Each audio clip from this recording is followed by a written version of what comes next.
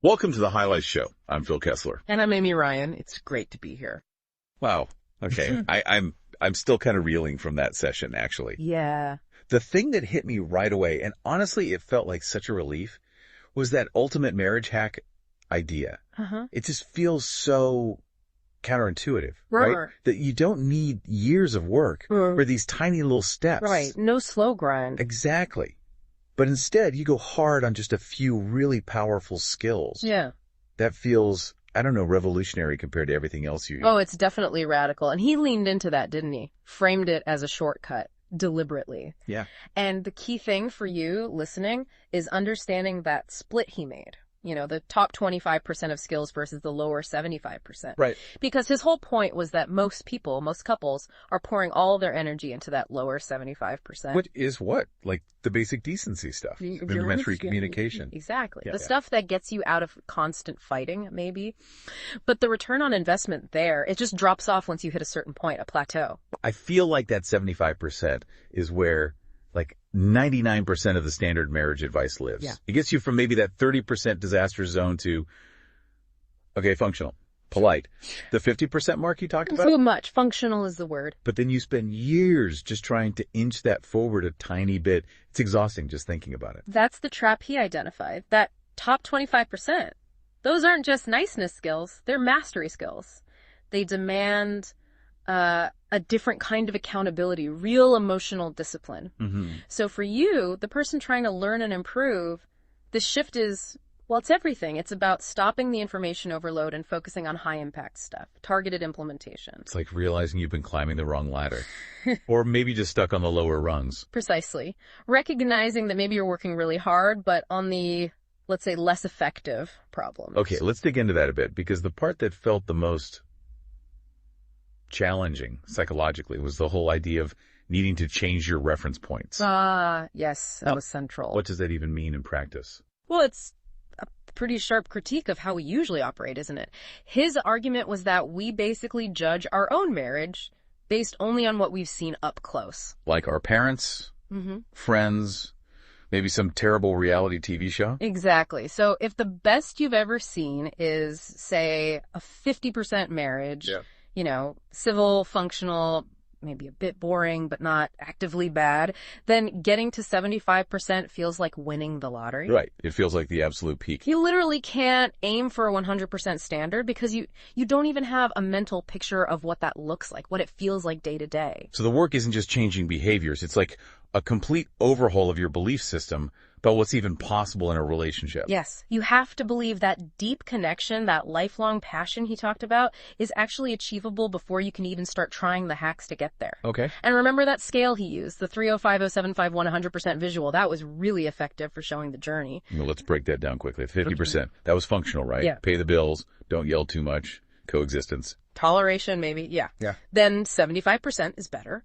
Good communication, teamwork, maybe you handle fights okay. Pretty good by most standards. But why do people get stuck there at 75%? Because, according to him, they're missing the high-level strategies. The ones for continuous growth, for keeping passion alive, for deep emotional intimacy. That's what 100% demands. They've basically maxed out on the basic skills. Okay, so where does the credibility for this shortcut come from? Because it wasn't like he had 30 years as a traditional therapist. No, definitely not. It was all rooted in his personal story, wasn't it? That intense background, street life, prison, then boom, rapid success as an entrepreneur. Right. High stakes, fast results needed. He basically positioned himself as someone who had to figure out how to get measurable results fast in really tough environments. Okay. So he framed this whole marriage thing not as some academic theory, but as a system. Battle-tested principles applied with that same hacker intensity to relationships. It bypasses the slow, often winding path of traditional therapy.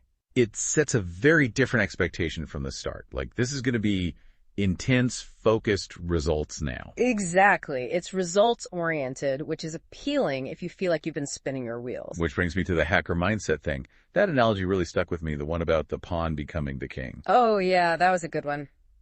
Powerful metaphor. The idea that just being married for 20 years doesn't make you an expert. Right. His point was you might just have one mediocre year repeated 20 times over. Ouch. But true for a lot of things, maybe. Experience doesn't automatically equal expertise or mastery. Time alone isn't the key variable. It's the focused practice of the right methods. The elite ones. So, okay, translating that pond to king idea, what does cherry-picking elite practices actually look like on a normal Tuesday? It means being incredibly proactive. It's about radical accountability. So instead of just waiting for a fight and then trying to use a basic 50% skill like, I statements or careful listening. Which often fails in the heat of the moment anyway. Right. 100% couple, he argued, uses elite methods proactively, like having pre-agreed rules of engagement for conflict or scheduled structured emotional check-ins to catch small things before they blow up. So it's deliberate. It's playing offense for the relationship, not just defense. That's a good way to put it. And that intensity, that focus. Remember the chess story from prison? Yeah, and the real estate examples. He used those to show. When you strip away everything but the highest yield methods and implement them intensely, you compress time. You get results way faster than you thought possible. Okay, but let's push back a little here. That level of intensity, the hacker approach, doesn't that sound exhausting? Like risk of burnout? That's a totally fair question. Can people really sustain 100% focus, especially if they're starting from, say, 50% and feeling kind of drained already? Yeah. Is it realistic? I think his answer was in the structure he provides. It's not just, here are the hacks, go do them. Right, it was the whole package. It's the concentrated practices, yes, but combined with the coaching and the community. That's supposed to provide the momentum, the accountability, the support needed for that speed. So it's a system designed to counter the problems of trying to do it alone or with inconsistent help, like maybe occasional therapy sessions. Exactly. He's offering a unified, high-intensity system versus the more variable quality and pace you might get elsewhere. And we should probably mention the faith aspect he brought in. Yeah, the faith-informed language. How did that fit? It wasn't just tacked on. It seemed structural. Like, it provides another layer of motivation, a kind of moral or spiritual weight behind the commitment. Framing marriage as a covenant, not just a contract, reinforces why you'd aim for that absolute 100% standard. It demands more. That makes sense. It has a deeper why for the what, which you probably need for this level of transformation. Okay, but now, the elephant in the room for a lot of people listening, I bet. Scouser's resistance. Yeah. Well, if you're watching this, you're fired up, you want the 100%, but your partner isn't on board or is even hostile to the idea. Yeah, the classic it takes two problem. He hit that head on. And his answer was honestly pretty motivational, but also very pragmatic. Which was? The one hacker changes the household idea. Right. Which speaks directly to you if you're feeling stuck because your partner won't engage. It basically says, don't wait for them. You start. You lead the change. It catalyzes it. By modeling such a high standard yourself, the whole environment, the whole dynamic of the household starts to shift, even if they're resistant initially. Okay, that's bold. How do you actually do that without coming across as judgmental or preachy or controlling, look how enlightened I am now? Yeah, definitely not that. His solution was focused entirely on your behavior. One person-led change. You stop trying to fix them or convince them of their flaws. Okay. And you pour all that energy into mastering and living those top 25% behaviors yourself flawlessly, consistently. So practically. Yeah. What does that modeling look like day to day? What was the framework he gave for one partner doing this? He talked about those specific skill modules, the heroic men and heroic women mini courses he mentioned. Right. And those sounded like they weren't just generic self-help. They were focused training on like internal discipline, emotional leadership, taking radical ownership. So for the heroic man example, it's about stepping up, leading by example, defining purpose, not nagging or waiting for your partner to change first. Exactly. It's about changing your input into the system so fundamentally that the system has to recalibrate. And seeing that video clip he showed, the couple arguing, that made it very real. Didn't it? It was raw. You saw those lower 75% behaviors, the blaming, the defensiveness, the getting overwhelmed. Yeah, painfully familiar maybe for some. And then he could instantly pause it and say, okay, here's the 100% intervention. Here's the high leverage move. It showed it wasn't just theory. It applies right in the middle of the mess. Which kind of brings us back to the support structure needed to actually pull this off. Because it's clearly not easy. It wasn't just buy this workbook. No, definitely not. The coaching calls, the private community, that whole ecosystem seems designed purely for implementation to keep you going when it gets hard. And the confidence behind it was pretty clear in the guarantees he offered. Totally. That stood out. He's basically selling results and backing it up. You get the material, sure, but then that bonus 8 weeks of live coaching, that's significant support. Plus the lifetime access option for the early people. Right.